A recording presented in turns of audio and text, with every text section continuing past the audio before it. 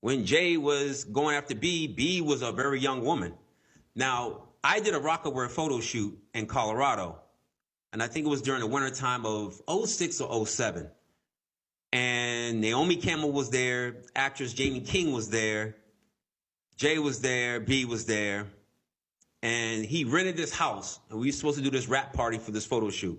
We rented this house, and we were watching LeBron play. And after the game, it had to have been like 10 or 11 o'clock. So we getting ready to party. Mind you, it's all adults. There was a 13-year-old or a 14-year-old teenage Latin girl that was there, and I think she had to leave because she had school and she had to do homework, but she brought her mother with her. So it was no funny business going on, which I could respect that. So when 11 o'clock hit, we turned on the music, we started drinking, and then out of nowhere came these young children. I don't know where they came from. For a rap party at 11 o'clock at night, drinking, loud music, and us dancing wild, like, I don't know where these kids came from. And then I happened to sit down because I was dancing with one of the assistants. And I sat next to this child, and the child sat next to Beyonce.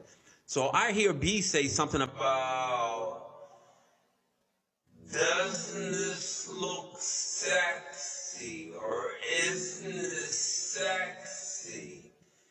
And in my mind, and mind you, I'm not awakened as I'm awakened now. So in my mind, I'm like, what did she just say? Obviously, the liquor took hold of me and I had to leave. So I said bye to everybody and left. But those kids remained. But the fact that these kids came around adults during drinking hours or partying hours was already alarming to me. So when I hear something like this happens, I can't really discount it and say, oh, he could never do this, because I'm hearing stories. I'm seeing it with my own eyes, and I've been in situations where something don't sound or look right, and it's usually involving children.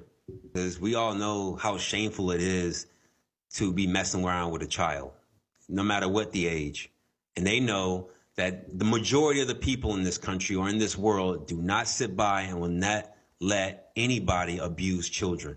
So that's more of a shame thing they can control you with. But when it comes to sexual deviancy, as you said, it's more of we don't want the whole world to know what you've really been up to, so you have to do what we say do. And I think that's how they move. And like you said, I think it's like putting a worm on a hook. They see who bite. They're not going to come up to you and say, hey, you like 5-year-olds? They're not going to do that because you look at them weird, or you might just punch them in the mouth. But they'll put you in situations where if young children are around, they'll move you into it. It may not be a 5-year-old, but it'll start at a 19-year-old at a party. It'll go from a 15-year-old at a party. Then you show up at somebody's private home and residence, and it's like a 9-year-old. And then they keep going to see how far you can go.